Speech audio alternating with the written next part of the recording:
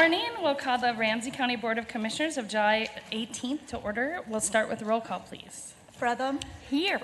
McGuire. Here. Moran. Here. Ortega.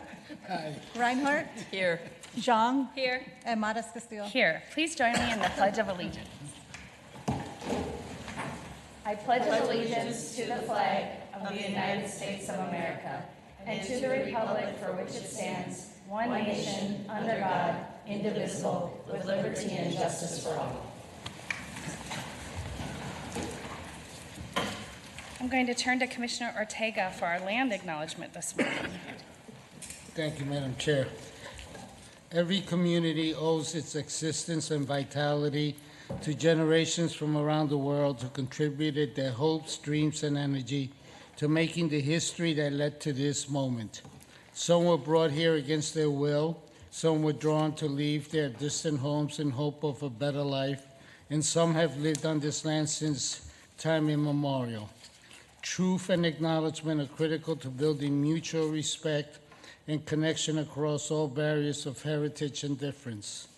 We are standing on the ancestral lands of the Dakota people.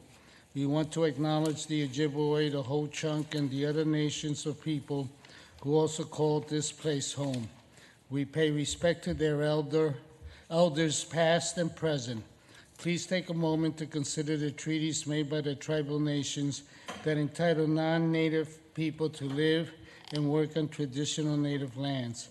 Consider the many legacies of violence, displacement, migration, and settlement that brings us together here today. And please join us in uncovering such truths at any and all public events. Thank you, Commissioner Ortega.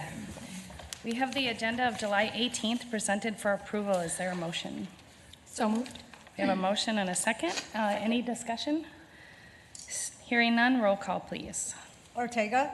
Aye. Reinhardt. Aye. Zhang. Aye. Fretham. Aye. McGuire. Aye. Moran. Aye. And Matas Castillo. Aye. We have the minutes from July 11th presented for approval. Is there a motion? So moved. Second. We have a motion and a second. Any discussion?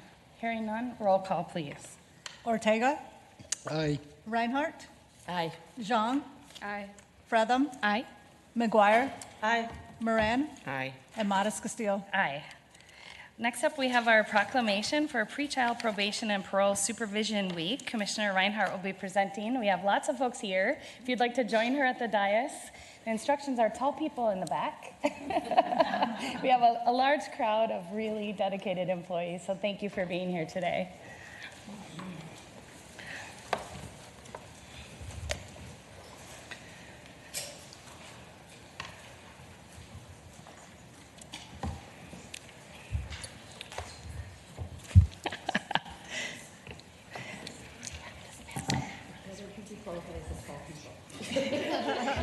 Some people feel really tall and want to hide in the back, but we need you to come forward.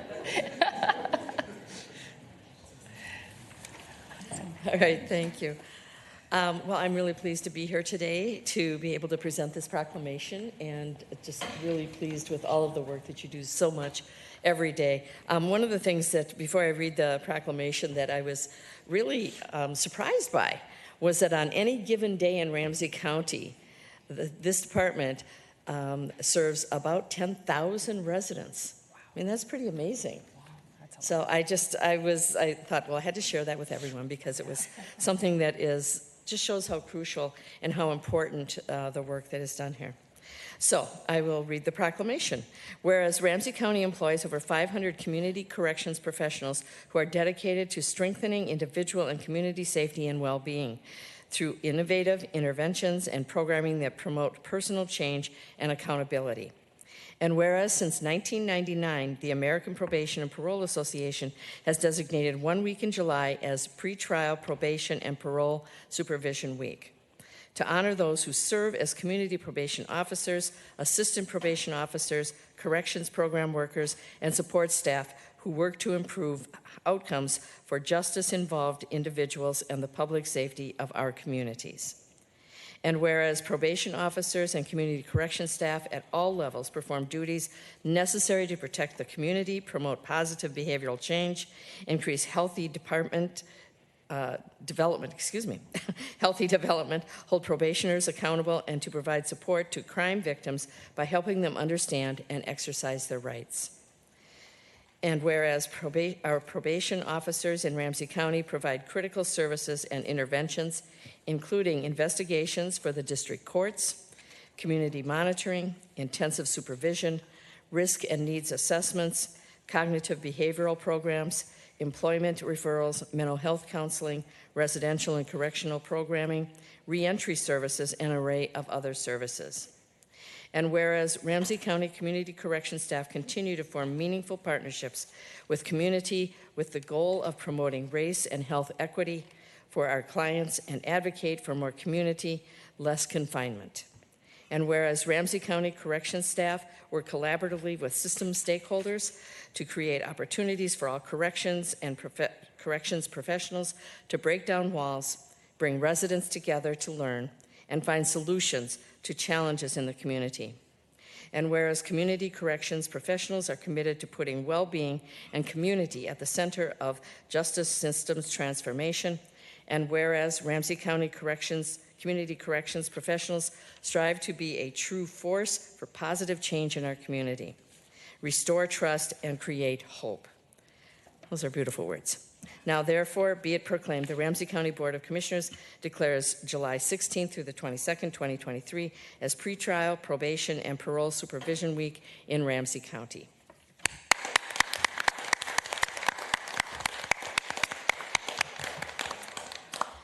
And I know that oftentimes the corrections workers are really the unsung heroes.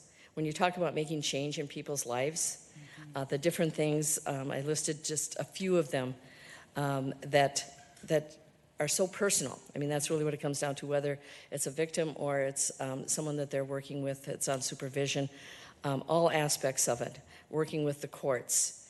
We know that with the joint courts and county board committee that we have, that relationship, that partnership, and working together makes a difference in every person's life as they touch the justice system. And I know that this board is very, very grateful for all of the work that you do and what a difference it makes in our community. So I just wanted to say thank you. Thank you. So who will I hand this? Oh, I'm glad you're in the front row now. Okay, if you'd like to come up and say a few words. And before we leave, I'm going to have everybody come by here and say who they are. Yeah, excellent. Great. Just be prepared. Okay. Think of your name now. Hello, everyone. Corey Hazelton, Assistant Division Director, Ramsey County Corrections. I'm pinch hitting for Director Monica Long today. She got injured over the weekend. She's okay, but she's going to go on the mend a little bit. So she sincerely apologizes. She really wanted to be here, so you got me instead. So, welcome, Corey. First of all, thank you to the board for always giving us the resources that we need. It's so meaningful. The work that we do is important, but we need the resources. So first of all, thank you to the board. The word challenging doesn't adequately describe the work of probation and parole officers. They're asked to be the experts on everything. They're asked to be social workers, chemical health providers, mental health providers, employment specialists, housing experts, law enforcement, attorneys sometimes. We can't do it all, but what's really been helping is we're continuing to build relationships and collaborate with other Ramsey County entities, our health and wellness team, and I think that we're starting to realize that we're not alone. There's a lot of people that love this work and will work with us together, so that's something that we always kind of knew, but we really got to get better at, and also we've really done a good job of the community engagement part. We've reached out to the community more and more often on a lot of different ways, and we're getting a lot of answers. We're getting a lot of help from the community as well, so that's something we've really gotten better at. The dedication and commitment from the people behind me and those who are not here today is unmatched, and it inspires us every day. They've chosen a profession that most would not. They've chosen to work in a field that doesn't get much notoriety or acclaim, and most of the time the feedback they receive is negative. They work with clients, victims, and the community all at once, and they're trying to achieve an impossible balance. But they still go out there every day trying to achieve trying to make a positive impact. So thank you to Ramsey County Probation and Parole agents. You are respected, you are appreciated, and you are valued. Thank you so much. Now I'm going to... Now, Andrea Messenger is going to talk a little bit about she's the Assistant Division Director of Juvenile. So go ahead, Andrea. Welcome. Thank you, Corey. Welcome, Andrea. Hi. Okay, don't adjust the microphone, so I'll just bend down. I just wanted to piggyback on what Corey was saying and also just thank everyone for acknowledging, in addition to those things, just the spirit that corrections employees embody as we are navigating through transformation work.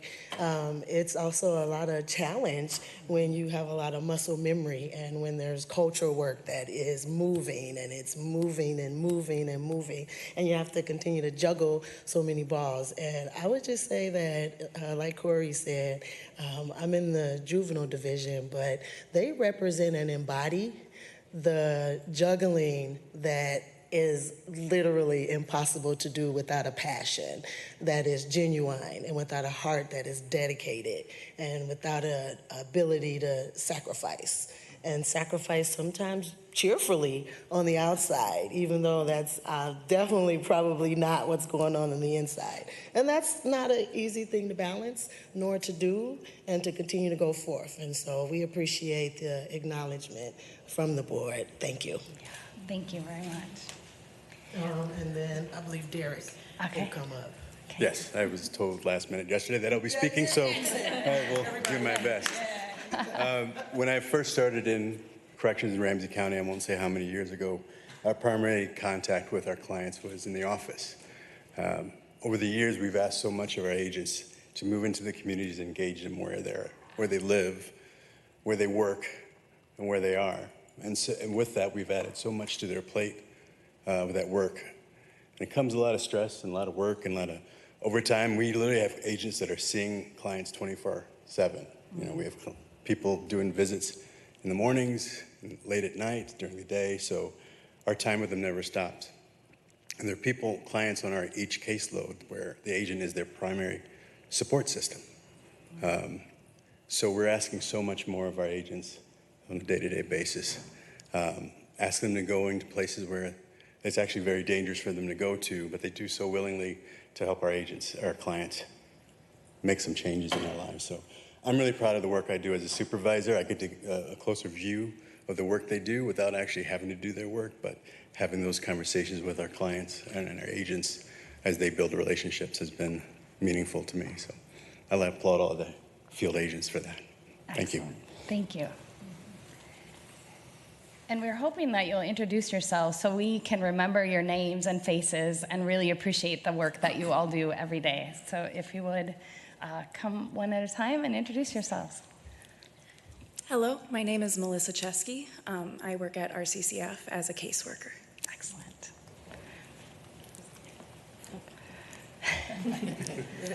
I am Cecilia Mo, and I work as a probation officer with juvenile probation. Excellent. Good morning, I'm Kelly Whalen. I work in adult probation, supervised release, so clients coming out of prison. Excellent. Thank you, Kelly. Hi, Liz Reitz. I'm at the Juvenile Detention Center.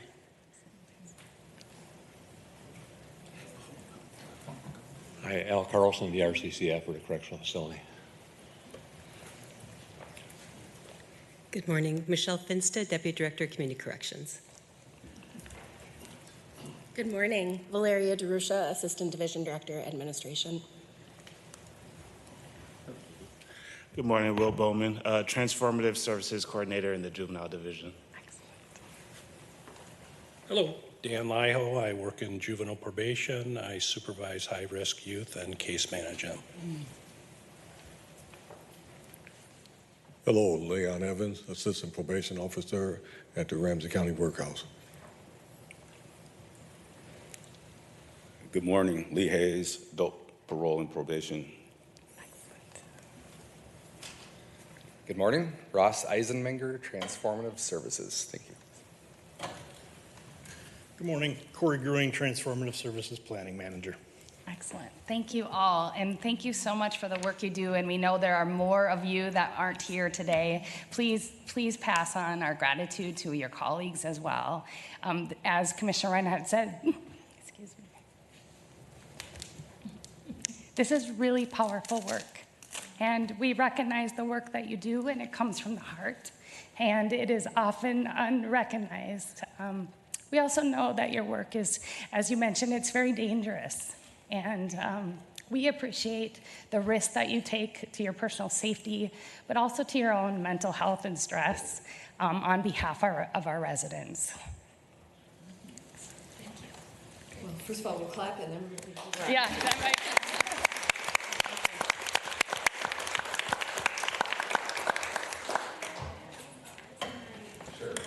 We're going to take a picture. So there's a couple short folks in the back. I don't want to call you out, but if you come forward a little, not in personality or in power, just in height.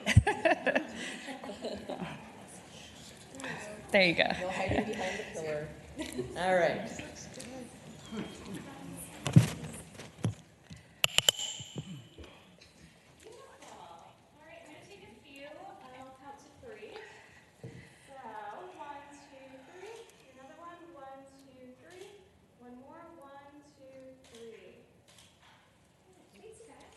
Awesome. Thank you. Thank you all for being here. Thank you.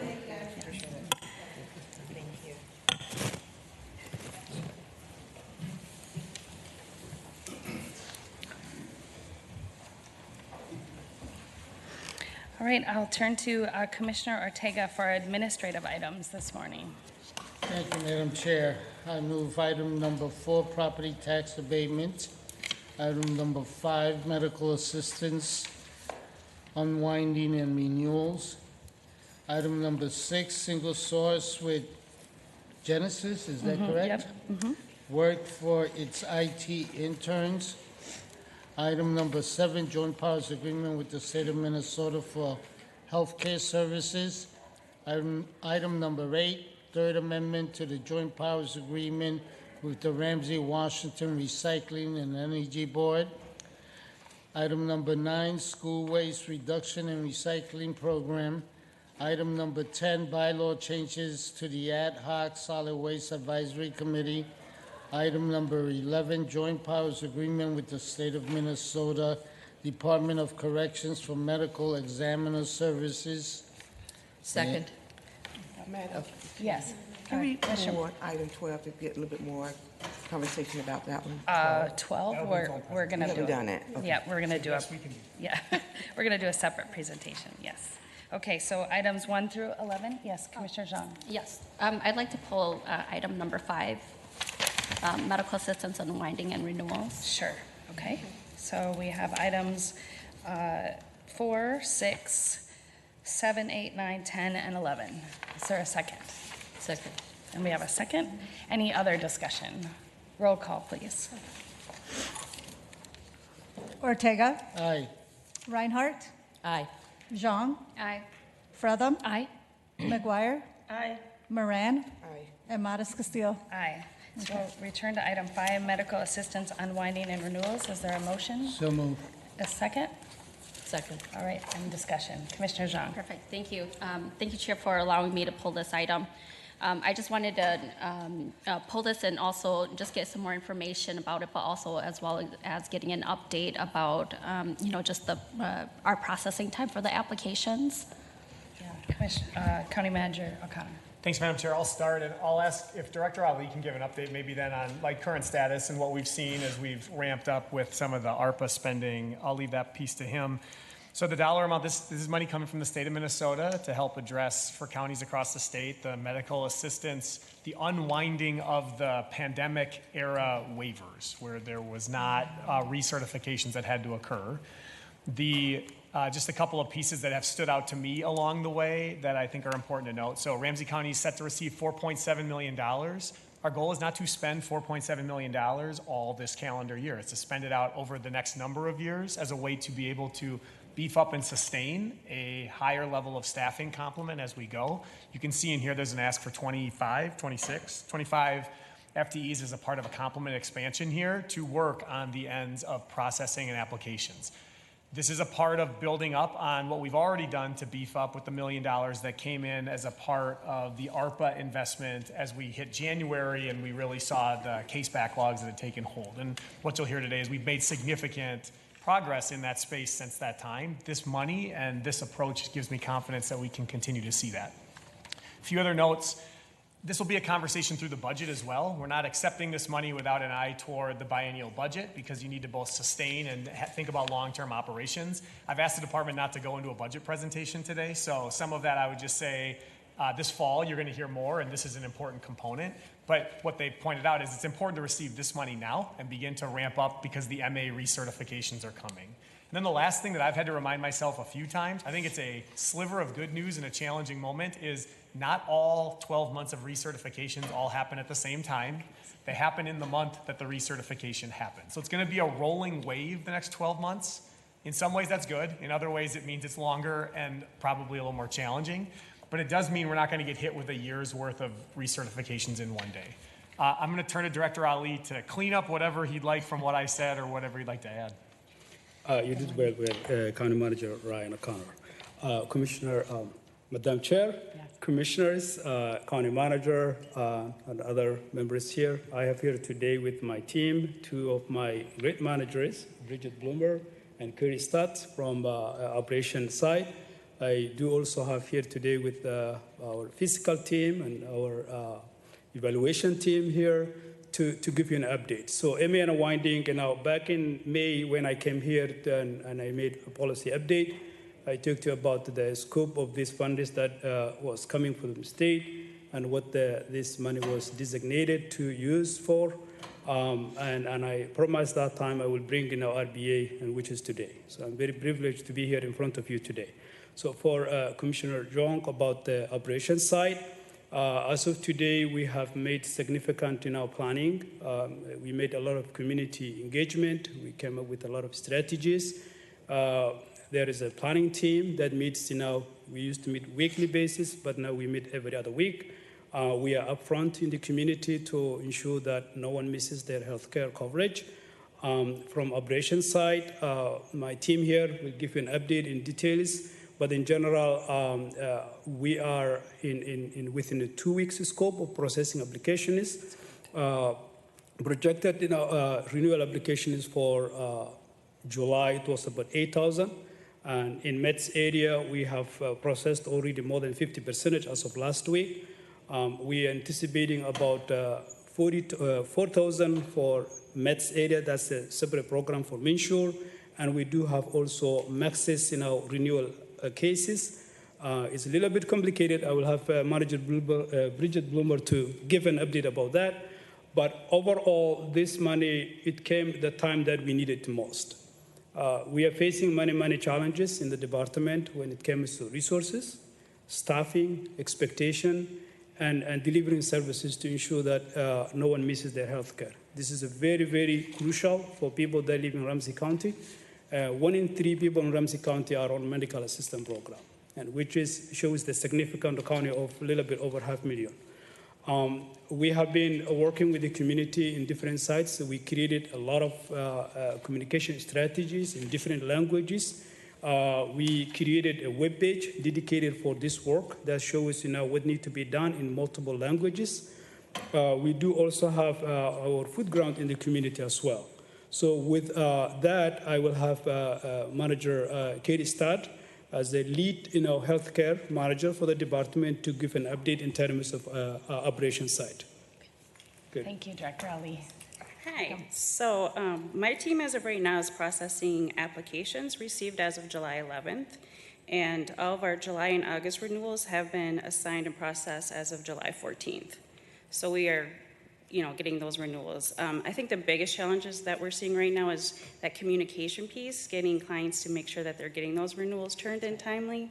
And so in the last probably 3 weeks, we've done over a dozen outreach events, and I'm starting to see those numbers coming in more and more, so I think that communication piece is really helping. Yeah, excellent. I think it's really important to highlight, because we had a delay in that during COVID, people didn't have to do renewals, and we know that people move a lot. We have a lot of people in transition, so finding them to do their renewals so that they can keep their medical care is an extra part, which is why it's so important to do those outreach events. So thank you so much. Yep, and we've had enrollees, that came onto the program after COVID that have never had a renewal, so this is a new process with them too. Absolutely. So. Yes, thank you very much. Thank you. Thanks. Welcome. Hi there. So, as Ali was saying, our process for the aged, blind, and disabled residents is a little bit complicated. DHS has rolled out some new trainings for all of our workers to learn. And so our process for July was a little bit different, and that what it will be going forward, as Ryan was saying. So we've had to reinstate cases that the state has said we can't close for July 1st. And so we've worked through that list for July. So we've reopened everybody that needs to be reopened. I believe that list was about 3,000 long. So, and then we have a couple of different lists going where we have to go in and manually look through every case to say, do they need to turn in a renewal form or are they exempt from that form? So we're working through those lists. We just got a list of 2,600 clients yesterday. And then on top of that, we have the renewals that we have to clear and all of those renewal forms. My numbers show we had about 800 for August 1st, and we've cleared about 100 only. So we have some work to do yet this month. Obviously, some of those folks haven't turned in their renewal forms yet, so we're just waiting for those to come in and to get those processed. Excellent. Yes. County Manager O'Connor. Thanks, Madam Chair. I'll end with an appreciation toward the clarity around numbers and having that information available both before the recertification process started as we come out of COVID. I mean, you look at so many different curves and you see how COVID upended broader societies around us. This is no different, right? And we talked about the dates here to when the backlog started to build and then where we sit. And to see us coming down the other side now with clarity around numbers and an operational approach is appreciated. It shows that the investments also made by this board to allow us to ramp up have made a difference. And similar progress has been made in the Min Choices areas over in social services and the work happening over there, which was a concurrent investment made by the board. And so hopefully this brings you a level of confidence in the direction we're headed. I want to say it should be cautious confidence as the MA renewals start because every county in the state is concerned about what we're about to see. But we'll continue to communicate back here, and we'll be back also as a part of the regular budget process soon to talk about that next 2 years and how we're sustaining some of these investments as we go forward. Excellent. Commissioner Ortega. Thank you, Madam Chair. What is the timeline for the remaining 700 on that list?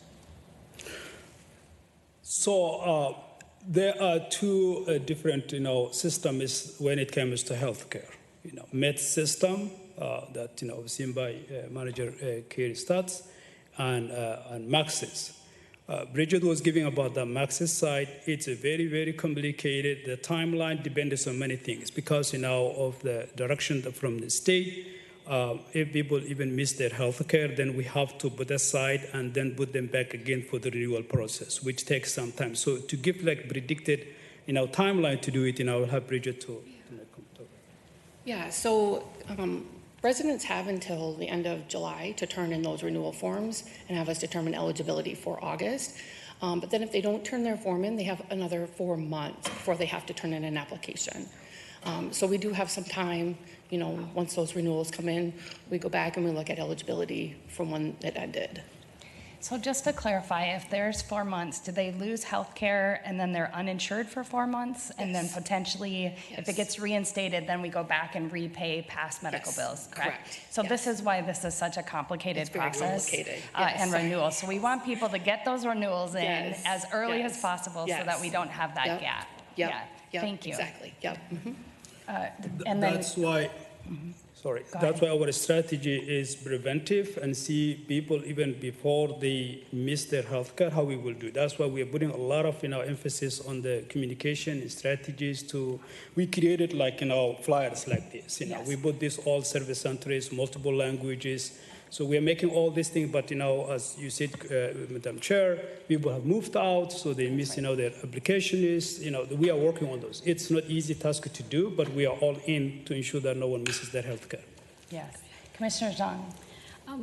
I just wanted to, just appreciate the work and into the communications that you put out to get folks to do the renewals and make sure that they don't lose coverage. And I also just wanted to pull this time to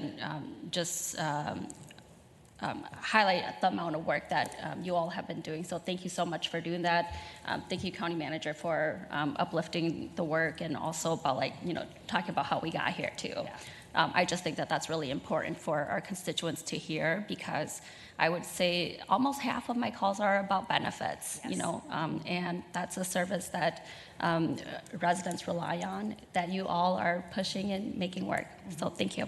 Yes, thank you. And I want to lift up the number that Director Ali mentioned, that 1 in 3 Ramsey County residents are on medical assistance. So if we think about that workload across the county, and especially if it's renewals or a gap in coverage, then we have to go back and pay medical bills, the workload. So thank you for the work that you're doing and for lifting it up. As we can encourage anyone to do their renewals ahead of time, will save us all a lot of time and effort. So thank you.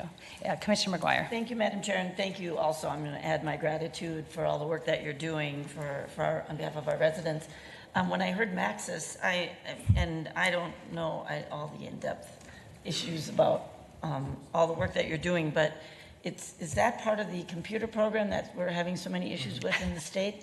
So could you just, I know that I feel like I said Maxis, and I keep looking at Nicole come on. And all of a sudden I reeled back. Yeah. So I know that Commissioner Fretham, we've all been so concerned about this. Can you sort of, and I think the state gave us some money, or gave the State Department some money or some resources to deal with that. Can you just give me a status on what's going on with Maxis?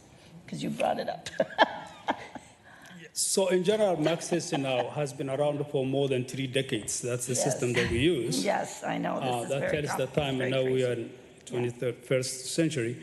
There is a lot of, We're a quarter of the way through the 21st. I know. Oh my God. Yes, it's really bad. Yeah.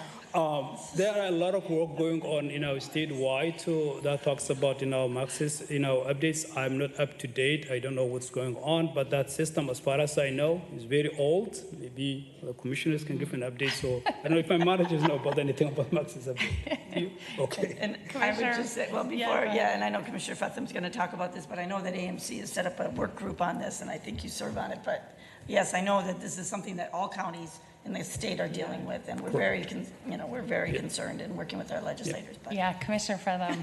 Can't say Maxis without Commissioner Fretham. It's like I just appear. It's like Beetlejuice. Yes, Maxis is very old. I think 89 or 91. Our letter to the editor, or Julie Ring's letter to the editor, brought it all the way back to 89 because I pushed back on the timeline on what they thought it was. It's been fixed for Y2K twice because the first time they fixed it, they thought no one will still be using this in 2020. The legislature did dedicate funding to update human services IT infrastructure, which is fantastic. I believe there are federal matching funds on top of it. My understanding is the DHS was very happy with the amount that was given because it allowed them to capitalize on federal matching funds. That said, it will take time to do this update. That's the problem. We've been putting it off and putting it off. We're not going to have a new system tomorrow. The process of mapping the functions, transitioning different programs off of Maxis onto new technology is going to take time. So yes, there is funding now, which is great. But I wouldn't expect to see a replacement for Maxis for a couple of years at this point. Yeah. So I think it continues to be an issue. It continues to be, to me, a likely barrier in having us recruit and retain caseworkers, because if you are a person who is younger than 31 coming in as case aide 1 and trying to learn technology that looks like one of your parents' bad 80s movies, you're going to get frustrated. It's another challenge with dealing with folks who are coming to us in crisis on their worst day, desperate for help, and you have to navigate a really cumbersome system to get it for them. That is a challenge for anyone. Yeah, absolutely. Yeah, Commissioner McGuire. Just to thank Commissioner Fretham for her being a champion on this. It's something we all care about. She's been pushing on AMC, and AMC it's made it to the top 10, I think, of the AMC Association of Minnesota Counties platform issues? Is this reform or this updating of our computer system at the state? So thank you. County Manager O'Connor. Thanks, Madam Chair. And just a point of clarification here to make sure we're all clear. Like Ramsey County doesn't get money to upgrade Maxis. It all goes to DHS. I just want to make sure we're clear on that. There is no funding amount that's going to come through to here. That doesn't mean we're not continually doing work around our case management systems and other work around client relationship tools to improve here. So you may see some of that as we go forward, but that's going to look different than this funding. And I just wanted to make sure we were. That's a good clarification. Yes, and while we were sitting here, I got a notification from my son's caseworker that it's time for renewal. So your team is working, and I just got my email, so everyone is on it. So They timed that email. Well, that was good. Your team is working. Thank you very much. Thank you. We appreciate the update and the hard work, and please pass that on to your colleagues as well. Thank you, appreciate it. And thank you, Commissioner Fernanda, for championing about the system changes. Yes. Thank you, appreciate it. Thank you. All right, with that, we will move to a vote. Roll call, please. Ortega. Aye. Reinhardt. Aye. Jean. Aye. Fretham. Aye. McGuire. Aye. Moran. And Modis Castillo. Aye.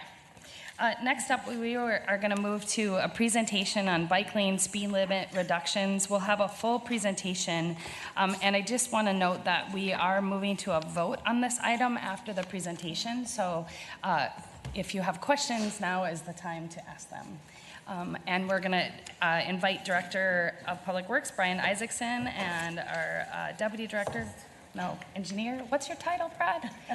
County Engineer, thank you. We've had some movement. Brad Estoshan up as well for the presentation. So I'll start off with that. Yes. Madam Chair, members of the board, I appreciate the time. I'll start off by saying County Engineer, Yes. Brad Estoshan. Thank you. Always Thank a good thing. Another thing, for those of you who are over 31, there are no bad 80s. Thank you. Thank you. I was like, careful who we're offending here. Just want to level set Thank you. The bad technology that's supposed to be cool. Sure. I am an 80s baby. There are a lot of 80s movies I like. There are a lot, and I'll admit the technology. And last, it does occur to me that the order of words can matter. For those of you who've read things like Eat Shoots Leaves, this kind of thing is popping up here. It's not actually about bike lane speed limits. Thank you. It's about the relationship of bike lanes and speed limits within our statute. So There's a missing we'll get to slash. that. So again, I appreciate the time. So like many things, this results in a land far, far away known as April of 2022. And some of you were in different roles at that time, but in April of 22, Public Works had a workshop with the board members to talk about speed limits. And it was a very engaged discussion around how do we in Public Works start to send the right messages to the motorists and residents that use our system. How do we get folks to slow down? How do we get them to use our system differently? And what kinds of signals can we send them? And what are the boundaries of our statutory authority? What can we do without needing to go to other places and without needing to reconstruct everything? How do we get to that place where the system is safer for all abilities?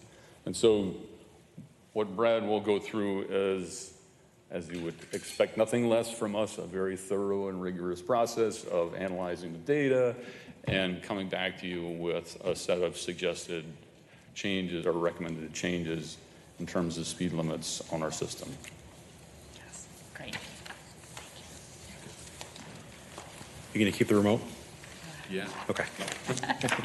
Welcome Cool. to our new county engineer, Brad Estoshan. Thanks, Madam Chair, board members. So as Brian mentioned, we're here today to talk about a status update of the speed limit activities we set forth with you in April. And at the conclusion of this, we'll have some recommendations that we'll hope you take action on later on in this meeting. And then we'll talk about a request to maybe streamline this process in the future so we can be responsive in terms of how we approach bicycle lanes and speed limits. So Over the years, we've had a series of discussions, over the last couple of years, a series of discussions about how to manage the speeds on our roads. In April last year, we presented an approach to you that leveraged, I'll say, existing opportunities within current state statute to give us an opportunity to adjust speed limits. MnDOT still retains control on establishing general speed limits on roads. However, there's a provision in statute that allows us to adjust speeds on roads with bike lanes. So MnDOT still is the controlling agent when it comes to establishing speeds on the road. Part of our conversation in April is, we should present roads to MnDOT to restudy if we think the speed limits are not appropriate. And so we have done that. That's not the genesis of today's presentation, but we did ask for previous authorization from the board to request McKnight Road from Carver Avenue to County Road C, New Brighton Road from County Road E to County Road E2, Edgerton from County Road B to Centerville Road, and Victoria from County Road B to County Road F to MnDOT for studying those roadways. MnDOT's still in the process of studying those roadways. Looking forward to see what their evaluation is and see if those existing speed limits are appropriate or not. I just want to let you know that was part of what we set forth with you in April, was to look at roads we thought might have inappropriate speed limits. So that process is underway. But today what we're here to talk about is the state statute that allows the roadway owners to establish speed limits on our roads with properly marked bike lanes. That state statute also says that the minimum speed limit on these roads are 25 miles an hour. So we're bound by that. And so last fall, Public Works staff evaluated all of the county roads that have bike lanes in place as of last year. And so today, what I'm here to talk about is some recommendations that came from that evaluation. Yes, Commissioner Just because you mentioned the studies that you asked MnDOT to do, how long do they usually take to do those? Do we have a sense of when we might get those? I anticipate we'll get them yet this year. So we submitted them last fall. They usually don't do these investigations in the wintertime when there's snow on the ground. And so they kind of do a lot of their work in the spring and summertime. And so we're currently on their list, and it's under evaluation. I know they've reached out to me with a couple questions or clarifications, so I know that they're actively working on it. Oh, great. Thank you. Thank you. The speed limit recommendations follow the criteria that was presented at the workshop. And to refresh your memories, and for those of you that weren't there, in that meeting, we proposed that we post the bike lane speed limits at the 50th percentile speed. Usually MnDOT starts at about the 85th percentile speed on how they establish speed limits. So, again, we're hoping that it's a downward deviation. And using that 50th percentile speed is what we would recommend for a bike lane speed limit. If we found out that the 50th percentile speed is above the current posted speed limit, then we recommend reducing the existing speed limit by 5 miles an hour. So that's the logic that was applied to the roadways that we studied. And so what that resulted in is 36 roadway segments that we investigated will change speed limits on 34 miles of county roads. This is about 12% of our roadway network in total that we'll be able to modify the speed limits on. A majority of these changes came from our 30-mile-an-hour roads that go to 25 miles an hour. That's where a preponderance of our 30-mile-an-hour roadways are located, or our bike lanes are located on 30-mile-an-hour roadways. You probably notice, if you look forward in the map, there's one location where we modified the speed limit by 10 miles an hour. And that's a stretch of Larpenteur between Dale and Rice. We've had some speeding concerns. We've had some unfortunate crashes that have occurred in that area. And we felt the recommendation of something a little more aggressive in that situation was appropriate. We also took into consideration speed limit continuity on our roadways. And so, one of the goals, I think, is hopefully setting clear driver expectations. If you get on a road and the roadway doesn't change, your speed limit probably shouldn't change on that roadway.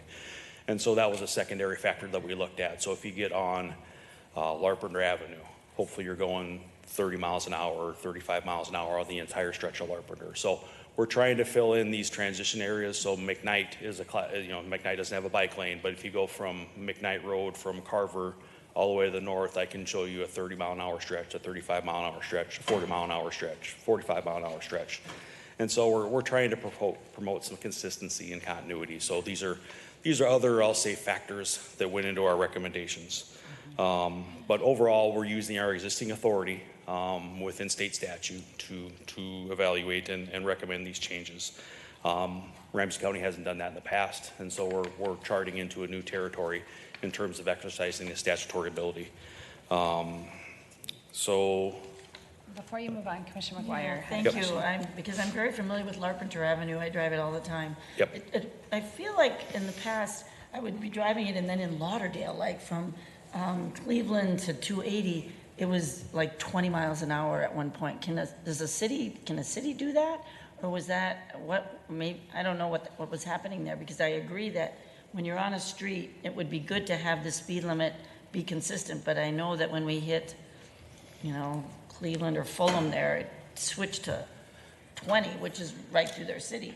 So I'm just curious if you could talk a little bit about how you get the consistency on those roads. Sure. So Lauderdale recently implemented modifying some speed limits on local roads. And one of the things that we worked with them on was allowing them to post a citywide speed limit sign on Larpenteur as you enter the community. So that is for, I'll say, roads in Lauderdale. It's not necessarily for Larpenteur Avenue. And so it can be somewhat confusing.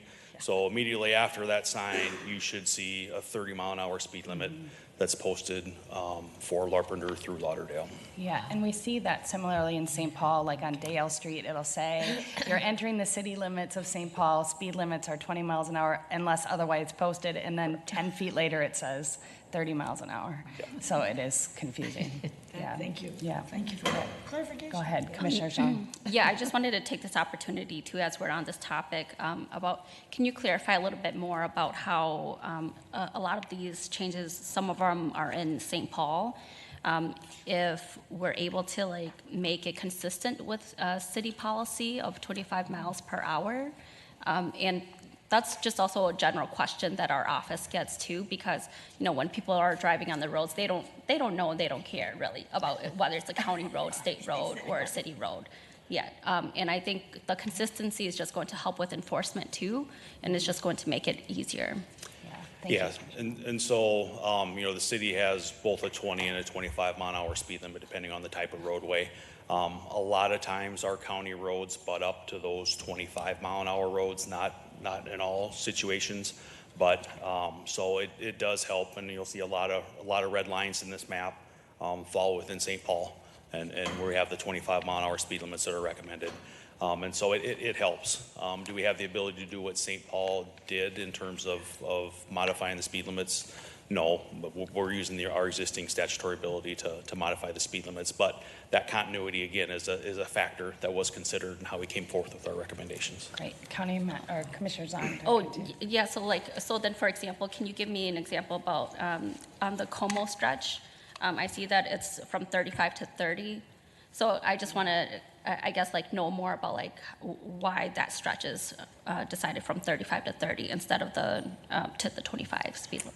Yeah. Sure. So the existing speed limit on Como Avenue is 35 miles an hour, using the criteria of looking at the 50th percentile speed. The 50th percentile speed in this case was above 30 miles an hour. And so applying the logic of, okay, if it was the 50th percentile speed was above the posted speed limit, we reduced the existing speed limit by 5 miles an hour. So it got reduced from 35 to 30. And that's still, from I'll say a speed and a compliance standpoint is in the range of where we would expect some reasonable compliance with the posted speed limit. Yeah. Okay. Thank you. County Manager O'Connor. Thanks, Madam Chair. Brian, could you just briefly, because you're kind of talking around this part of it, but it would be helpful maybe at a high level, talk about the difference in statute and authority for speed setting between the municipal state aid, the city system and the county system. Sure. So again, city streets, there's legislative authority to establish speed limits on local roads. And so that's the city has the authority to establish speed limits on their system. The county does not. We still have to go through MnDOT and request the studies for those roads to be done. So the 4 roads I talked about earlier, we exercise that process to establish the speed limits on those county roads. On roads that have bike lanes, we're using an existing a different statutory authority to establish speed limits on those roads.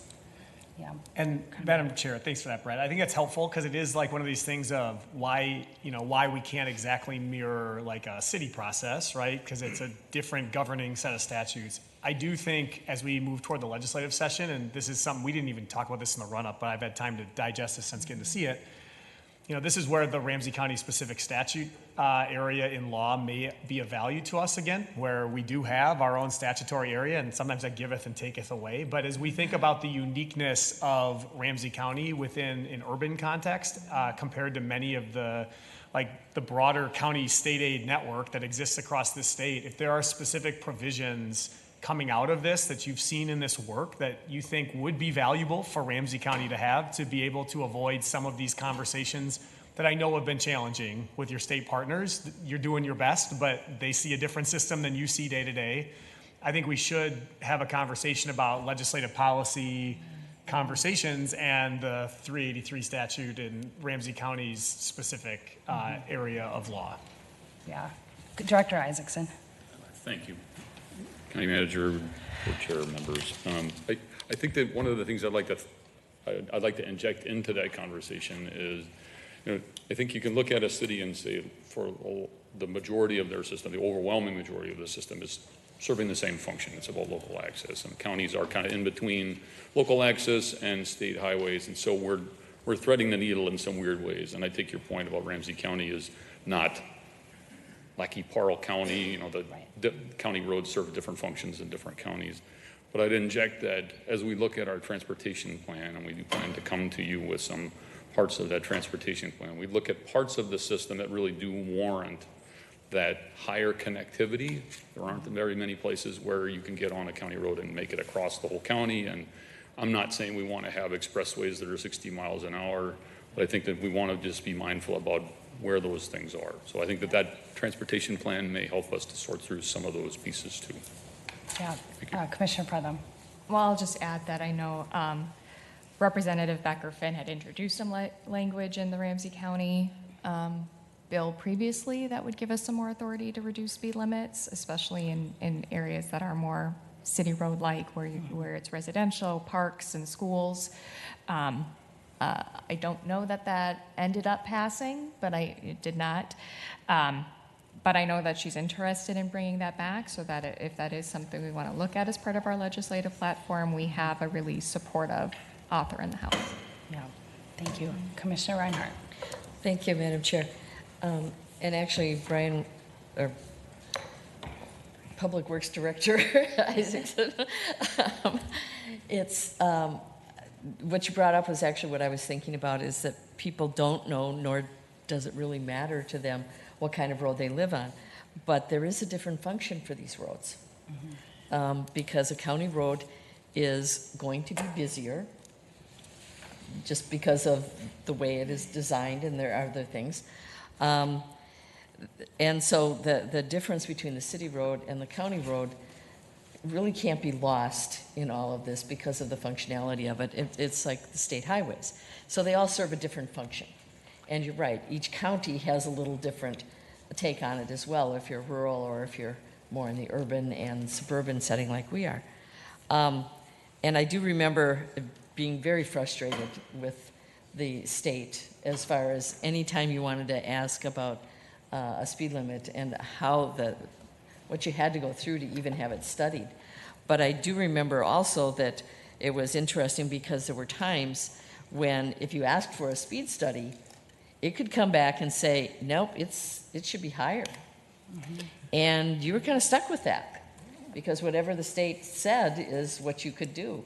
And so I think because there's more momentum at the local municipal level, it's putting us in a better position with the state, I would hope anyhow, as far as some flexibility so that you've got that continuity as you're going forward. But I do think, I can't remember, I think it's actually the bridge, the Kellogg Bridge here, that the speed limit changes like 3 times on the bridge. It's like, come on, help us out here. You need to have some consistency if you expect compliance. That's right. And that's really what this is about. I mean, if you tried to go from 40 down to 20, odds are you're not going to get compliance. And it makes it more unsafe than it was before. So I get the reason for all of these, making sure that we're analyzing and doing things correctly. But a lot of folks don't understand that when it comes, especially to county roads. Well, why can't you just do this? Right. Because by law, we can't. Yeah. And, and not that that's necessarily a bad thing, because again, the function of the county road is different than a city road. So trying to balance those, I give you a lot of credit for trying to balance that and work with the state. Yes. Thank you. I'm going to turn it back over to Brad so you can wrap up here as we get to the next steps. Thank you. So the last thing we have today is we're going to be requesting authority for modifying the speed limit on county roads with bike lanes to be delegated to the county manager or a designee, so that future modifications can be handled administratively instead of coming to the board each time we want to do this. For example, Cleveland Avenue is under construction right now. That will have bike lanes when it's completed. We'd like to be able just to work with the county manager to apply the same principles that we applied in coming up with these recommendations on roads going forward. Another project, Dale Street, we're doing a 4 to 3 lane conversion. It appears we're going to have bike lanes as part of that rebuild of that road. So that, again, they're just two examples of things that are in the pipeline in terms of where we're expanding county roads, and we'd like to be able to apply this statutory authority efficiently. So, and so finally, future tasks we talked about at the April workshop was looking at roads that might have shoulders that could be converted to bike lanes. That's a future task we're going to work on, and so again, we got roads that are under construction, roads that are under design, and network analysis that will all be streamlined if we had the authority delegated at a staff level to execute swiftly. So. Yeah, I just want to clarify the request because it was a little bit confusing, is that we already have statutory authority to change speed limits if there's a bike lane. What we're asking for is that we don't have to keep coming back to the board to do that we're authorizing the authority to the county manager when there's a bike lane, a conversion, or reconstruction. I just want to clarify. Correct? Yeah, Madam Chair, can I say it? Yes. If there's agreement on these 36 segments around a policy level strategic decision, I am proposing to you all that then this moves to an implementation thing moving forward, that when these criteria exist, these conditions are met, we don't have to have this come back every single time, which streamlines the process, allows for clarity through the communication with the community about what to expect on the back end. It prevents some of the toxic conversations that can happen around this topic, quite frankly, at different times as well. I think the one thing, though, that I hear here today that I want to highlight too is, and then looking at consistency in compliance and continued spots to lean into remains beyond the scope of the delegated authority, and that's a spot we need to continue to have dialogue with the board about going forward. Because, for example, if 35 to 30 is successful, but Commissioner Zhang's question on some of these other areas of alignment as conversation with St. Paul continued, this delegated authority wouldn't authorize that. We'd have to come back here and talk about that. Yes. Thank you for that clarification. And I just want to say, and I'll come to questions, I want to make sure everybody's got their questions answered, is that this is in alignment with our all abilities transportation policy. And it was really a great next step to make sure as we're exercising the all abilities transportation policy that the safety requirements for us to implement that is in alignment. So I really appreciate the work and I'm really supportive of this. Commissioner Reinhardt. And actually, that's one of the things that I wanted to note as well. This is what we envisioned as we were going forward. And I appreciate the fact that we are truly talking about bike lanes. Mm-hmm. I have been in areas where little bike symbols are drawn right in the lane for cars. Yeah. It's like, you can tell me that that's a bike lane, but there's no lane there. That's right. And so we're doing this the right way. Truly the all abilities, making sure that it's a lane so that you have some confidence as a bike rider in going forward. So all good work. Thank you. Thank you. I want to make sure, Commissioner Zhang and Commissioner Moran, since you weren't part of the workshop when we originally discussed this, that you have your questions answered and that you feel confident. Good? Good? Excellent. Commissioner McGuire. Because Commissioner Frethen brought up Representative Becker-Finn, who feels really passionately about speed limits, and it's on Victoria Avenue, I think, is the road, but we don't have a bike lane on Victoria, so that's not even under consideration here. So these are only roads that have bike lanes with them. Correct. And Yep. so, okay. But that is being studied by MnDOT. It is being studied by So MnDOT. it isn't a no, it's just not yet. Right, yes. Yeah. I heard Edgerton, maybe did I not hear Victoria, but yeah, good. Yeah. Okay. Yes. Commissioner, Yeah, please, come on. Chair members. Victoria has been studied. Oh, okay. We're moving forward on looking towards projects. We've had resolutions of support from a number of the cities. So we looked at 3 trails, if you remember, Vadnais, Lake Joanna, and Victoria. And so there are ideas that are floating around there. They're going to take some time for us to develop. The last piece of the puzzle was trying to figure out how we get other money to help support that on the local side. So that's where we're at. Thank you. Thank you for that. All right, any other questions? Okay. Thank you. Any Thank you. closing comments? You're good? Thanks. Nice work. He's like, let me get out of here quickly. Nice I've work. said enough. Thank you very much. Thank you. So now we're going to move into a vote on the policy that has been proposed and discussed here this morning. It's the establishment of speed limits on county roads with bike lanes, laid out correctly in the statement. Is there a motion? So moved. Second. We have a motion and a second. Any other discussion? Seeing none, roll call, please. Ortega. Aye. Reinhardt. Aye. Jean. Aye. Fretham. Aye.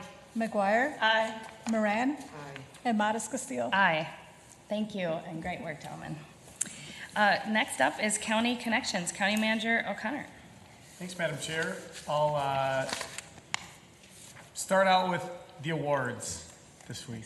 The Minnesota Association of Government Communicators recently had their award of their banquet, their annual event. It was at Union Depot this year because the past president of MAGIC, as they like to be called, is none other than our own Mike Lindsay. And so the event was hosted here in Ramsey County, and Communications and Public Relations took home 2 different awards. And so I wanted to highlight that, and we have some of the team here today. A silver for the one-page publication for the winter warming spaces map and the look of that, and a merit award for the 2022 community message video that featured the Board of Commissioners. So you all were a part of one of our 2 awards. Well, many of you were a part of it, and the 2 new ones, we said welcome to you even though you weren't here quite yet. So congratulations to our communications team. You know, they're doing work every day across the whole county and working to communicate in so many different ways, the messages, and when we talked earlier today about the MA unwinding and all of this work, that's a big part of that as well. And so kudos to the team, Yes. and congratulations on your awards. Congratulations. Maybe we can advance that award as we redo the video this year with new commissioners. We'll step up our ability to perform as well. And we're happy to be the new permanent host at Union Depot of the event every year, right? Is that there you go. Excellent. I wanted to just pass along too that we received a nice letter from U.S. Senator Amy Klobuchar regarding yesterday's event that I'm sure many of you will talk about as we go from the R&E Center. And so I'll leave much of the reactions to folks who were all there, but I just wanted to share a little bit of what she wrote. She was unable to be there, and it was funny. I saw her on the news last night at something else, and I was like, oh, that's why she couldn't be at the thing we were at. The former Chief of Staff, Dennis McDonough, was at the thing she was speaking at and everything. I don't remember where she was, but in her letter, she wrote, I would also like to take this opportunity to recognize all the leaders and advocates for your vision and ongoing efforts in making today possible. Each year, over 40% of the food in the United States goes to waste. As you're all aware, reducing food loss and waste remains a significant challenge. Even small reductions would have a huge impact on our environment and economy. I applaud Ramsey and Washington counties for your commitment to recycling and reducing our state's carbon footprint. As your partner in Washington, I will continue to fight to bring climate solutions to our state. It's why I supported the Inflation Reduction Act, providing funding for initiatives that will reduce our nation's carbon emissions by 40% by 2030. I continue to advocate for policies like these so that Minnesotans can continue to make progress toward our recycling and climate mitigation goals. I wanted to just share that for a few reasons. One, it did a nice job of tying together work around both waste and local policy with climate action and our priorities in that space as well. And I say this at a time where we are seeing record heat across this entire country. We're seeing, for the 3rd year in a row, abnormally low water levels, which I made the comment yesterday to my father, at what point do you stop calling it abnormal? And do you say this is what our water levels now start to look like? And people need to wake up and realize that the unfortunate impacts related to climate change are here already, and we need to be taking aggressive action as we can. And yesterday's event and the investment from Ramsey in Washington and the state of Minnesota is but one part of that. And then finally, I'm just going to read to you from this. No, I'm just kidding. I have a giant spreadsheet here with many different columns and lines on it. It contains all 87 counties, and I would bet 10 different parts of aid, and I got notes all over it. Last week at the State Association of County Administrators Conference, AMC did a really nice job summarizing what happened at the legislature this year, who got money where and when, and there's been some of that that's floated around, but it gave us a chance to get implementation dates on some of these things and timeline pieces as well for when the money comes and clears, which is helpful to know. So I was feverishly writing down when I can expect electronic wire transfers to occur into our bank accounts. But just know that as we do our work with our legislative action teams, this is an important part of that work. And I want to give a shout out to the State Association for giving us really useful information in a tool that can help us sift through all the many different pieces of what's out there. And it also gave Ramsey County a chance to really help lead with counties across the state, because there's a lot of areas where we've been having conversations and some other counties are just trying to figure out what might happen. And for example, in the areas of the investments in housing and homelessness. And it gave us a showcase that really reminds me of the journey we've been on the last 5 years. And part of that conversation also was to say to other counties, it's okay that you haven't taken many steps yet, because there was a time when this county also had not taken a lot of steps. It's taking those first steps that matters. And there's $200 million in statewide funding right now, so now is the time to take those steps. And kudos to this board for taking them before that type of statewide money was available. Thank you.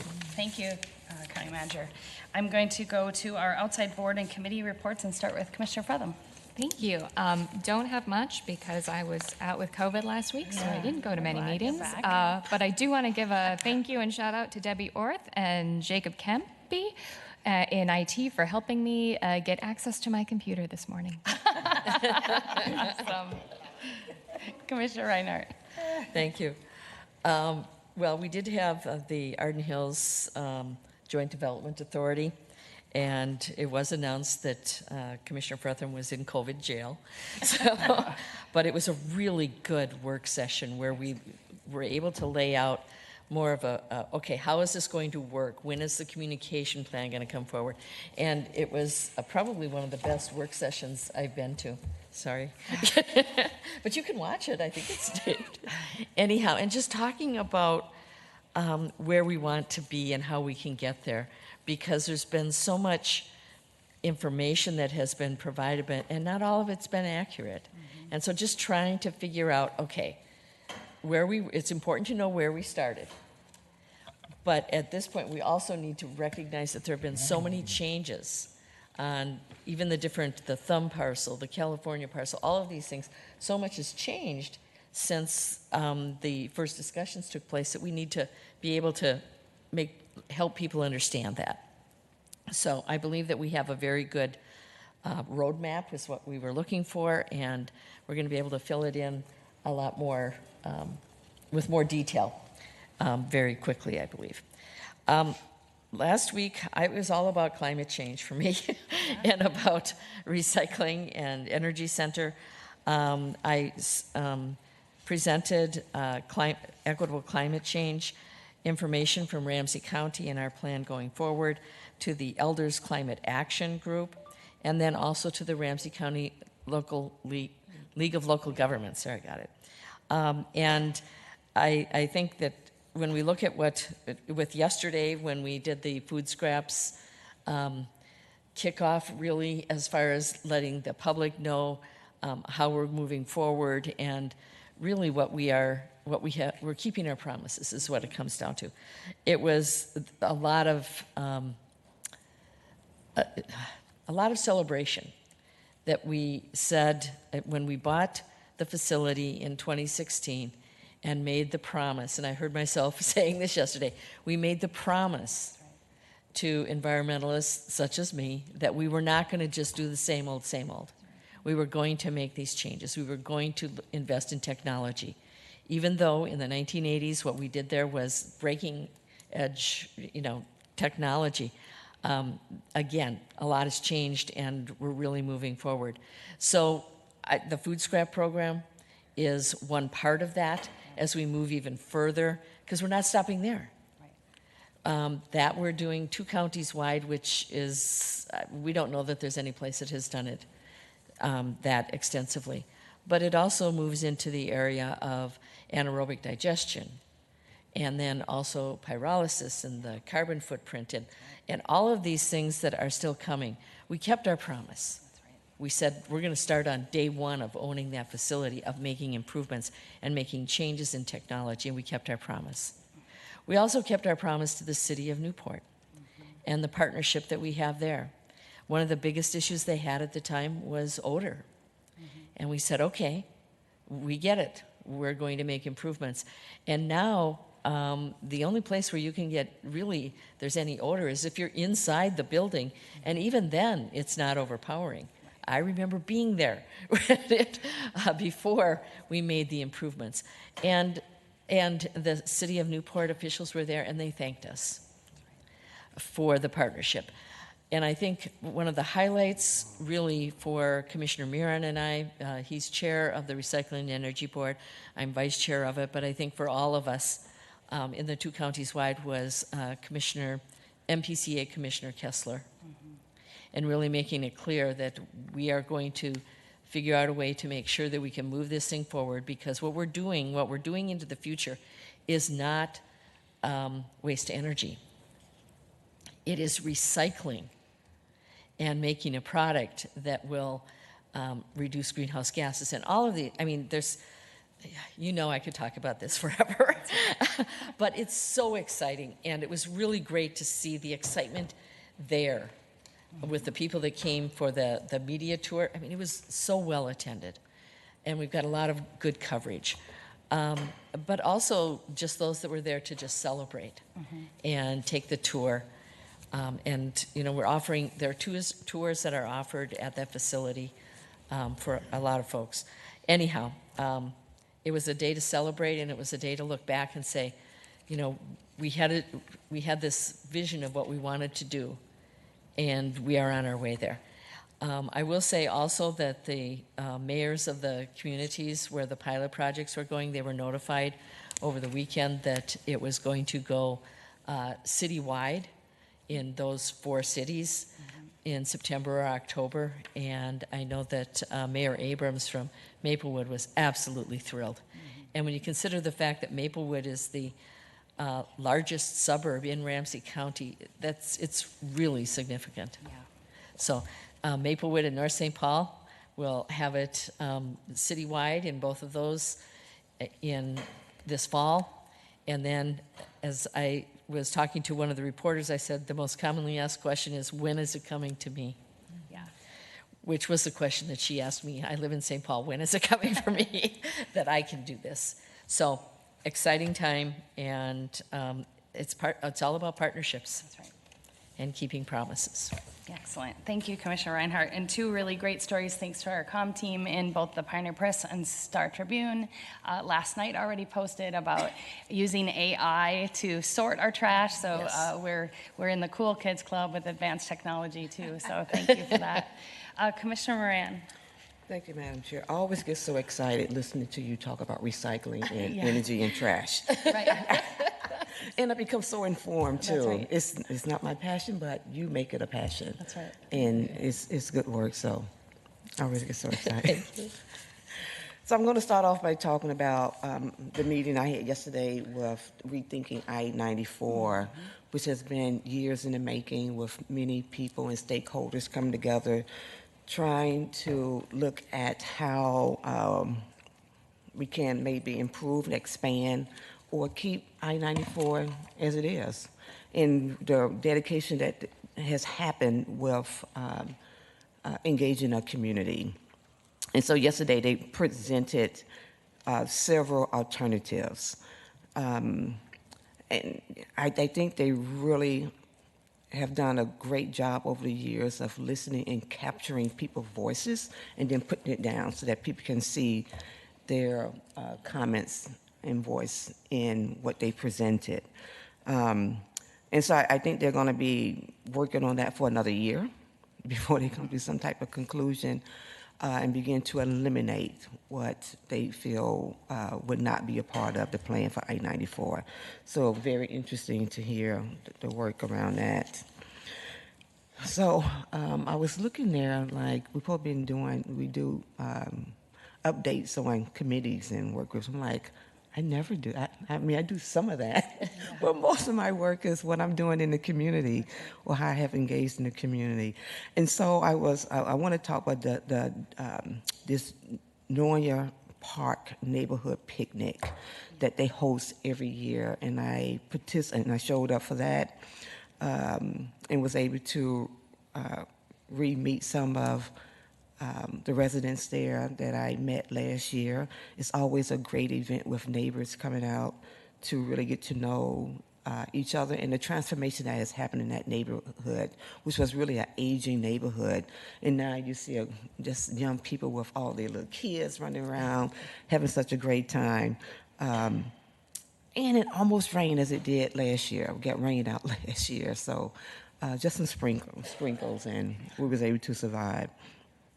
Also did a tour face-to-face Safe Zone and a clinic tour on the east side, which was really good to see, again, the comprehensive services that and support to youth who are experiencing homelessness and to see firsthand who is at risk in the space that they have. They have several floors, which is really on 7 and Robert Street. And I know they're looking at how to expand to just have a space that's maybe on one level, but also looking at outside space for the young people. You know, young people need to have space that can go and sit and feel safe, because it was the young people who named it the Safe Zone. So it was really good to see the work that they're doing and really see the great need in the mental health that is a really big part of our young people's lives today. Also did a Catholic Charity site visit yesterday and met with Michael Gore, who is the Catholic Charity CEO, along with Keith, who is the Chief Program Officer, along with Lorna, who's the Director of Public Policy and Advocacy, to discuss their programming at the Dorothy Day Campus and Family Service Center. And I didn't realize they have created like 800 spaces for people to come and stay. You know, some of it is more, some is permanent housing where they pay a little stipend or something to stay there, and others where they come to stay, you know, as shelter overnight. You know, like everything else, you know, people have great needs. ARPA kind of like gave us, in the midst of a crisis, a way to continue to support the needs of residents across the state of Minnesota and within Ramsey County. But, you know, that money goes away, and we got to begin to figure out how we're going to maintain the work that we have done. We talked about that a lot here with Heading Home Ramsey County and how we can continue to do the work and the services that we was able to provide during the pandemic. I had a great meeting with a couple of young women, Claire Ware and Twyla Lynch, with an organization called 360 Housing Stability. And I didn't bring my notes from that meeting yesterday, but they do housing support, where they help individuals with disability find housing. And they do it through a medical reimbursement process. Something I didn't know about. I'm like, I never heard of this. It's pretty new, but it's a medical reimbursement that they receive for housing support. And they do it through a number of hours that they can give to each individual. A really unique way of looking at how to support the disability community, but also needing more support for those wraparound services that they need, you know, short-term and long-term, because when you are dealing with a disability, you know, and trying to maintain housing, and along with some disability also comes with mental health issues, you know, and many other services. Because what they really would like to do if they're going to advocate and support individuals to get housing, you want to make sure that they're maintaining the housing and not back in that same place 6 months later. So Rehouse Project Crisis Fund, led by Twyla Leaches, I thought was a great programming. And I stated with them, as I'm learning what we do here at St. Paul in Ramsey County, that I would try my best to connect them to possible resources that they can use to continue to do the work that they're doing. And that's it for me. Great. Thank you, Commissioner Moran. Commissioner Zhang. Thank you. First, I just wanted to mention Commissioner Moran, thank you so much for participating in the Rethinking I-94. I participated in that for the last several years, my role working at the city. And it's something that's really important, and it's also like a once-in-a-lifetime opportunity, really, to really change the trajectory of our future in terms of meeting our state's to meeting our climate goals, as well as making sure that we reduce disparities in people's health and outcomes. So I did want to be there too, but I attended the food scraps, so it was at the same time. Yes, so I had to do that. So thank you for representing there too. Let's see. In addition to that, one of the boards that I'm on is the Metro Emergency Services Board. And a key one that I want to highlight is, we made an amendment to one of our studies is to get an estimate of like how much it actually costs to deliver our emergency services. Like that was a question that like no one knew collectively. So we are we passed that amendment to include a study so that we will have those actual numbers when we lobby and when we talk about how much this service does cost as a metro. In addition, for the food scraps program, Commissioner Reinhardt, I just want to thank your leadership for making that happen, and also for just setting that vision about what we do with our trash. And I just also heard a lot of good things too, and just very proud to be a part of it. So thank you. And that is all. Okay, thank you very much. Commissioner McGuire. Thank you. Thank you, Madam Chair. It was a busy week filled with environmental issues and meetings and community partnerships and connections. For me, I've started out with, on Wednesday, brought greetings from our entire board to the new employee orientation. So that's always a treat, is to talk to our new employees with our county manager, who also does a great job of just welcoming our new employees to the county. So it's always good to have our new, fresh ideas and our great employees coming to work for us.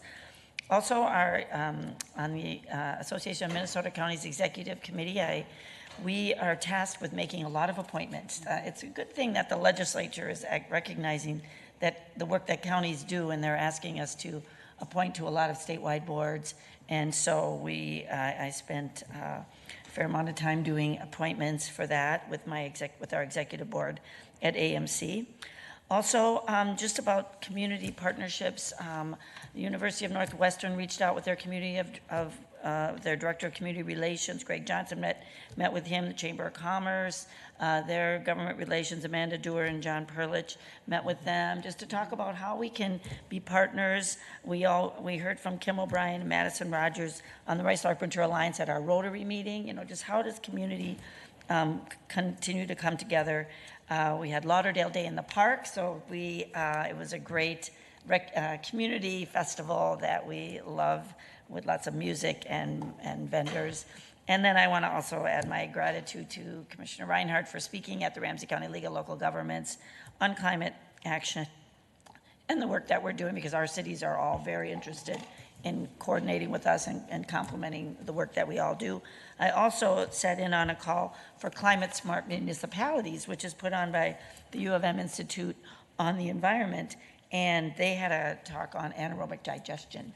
So they call it CSM, but they're adding counties, and there were a number of us. There were like 12 or 15 county commissioners from around the state on that call from the University of Minnesota, so that was good to learn about that. And then shout out to our local farmers markets. Saw Mayor Carrie Needfeld Thomas at the New Brighton one. They're doing such great work, all those community markets.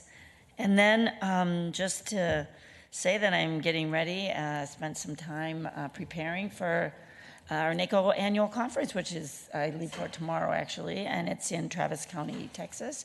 And just grateful for the opportunity to be heading into leadership there and looking forward to the great work that we can do together at NACO.